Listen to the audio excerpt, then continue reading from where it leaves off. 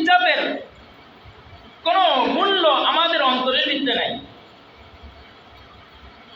শতকরা ৯২% মুসলমানের দেশে গুটি কয়েক নাস্তিকের বাচ্চারা আল্লাহর রসুলের ইজ্জত দিয়ে ছিনিমিনি খেলবে, আল্লাহর রসুলকে গালিগালাজ করবে, আর সেখানে মুসলমান বসে বসে আঙুল চুষবে।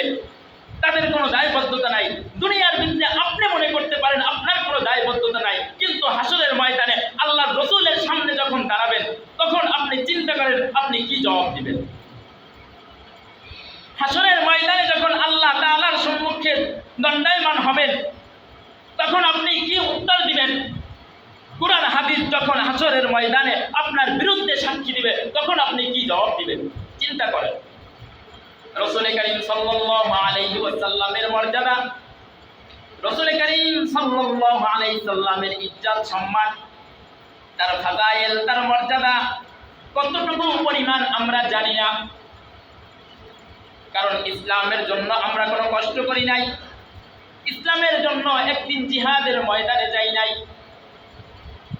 আল্লাহ তাআলা ৫ ওয়াক্ত নামাজ আমাদের জন্য ফরজ করেছে, সেই ৫ ওয়াক্ত নামাজও আমরা ঠিকমতো পড়ি না।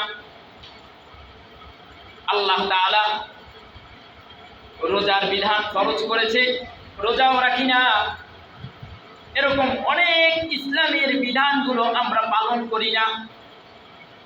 কারণ ইসলাম আমরা মাগনা পেয়েছি।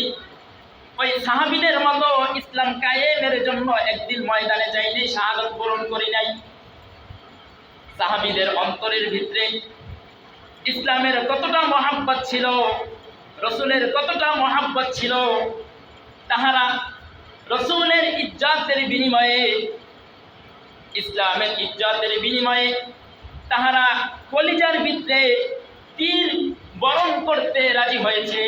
কিন্তু ইসলামের সম্মান, ইসলামের মর্যাদা, রাসূলের মর্যাদায় কোনো কালিমা লিপন হবে এটা তারা মানতে পারে নাই। কারণ তারা রসুলের মর্যাদা বুঝেছে, আমরা রসুলের মর্যাদা বুঝি নাই। আল্লাহর রসুলের ইজ্জত যদি আমরা রক্ষা না করতে পারি, কোরআনের ইজ্জত যদি রক্ষা না করতে পারি, আল্লাহ তাআলার ইজ্জত যদি রক্ষা না করতে পারি, হাসরের ময়দানে আল্লাহ সুবহানাহু ওয়া তাআলা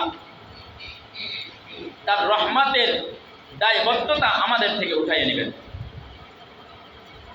আল্লাহর রসুলের দয়ার দায়বদ্ধতা আমাদের থেকে উঠাইয়ে নেবেন।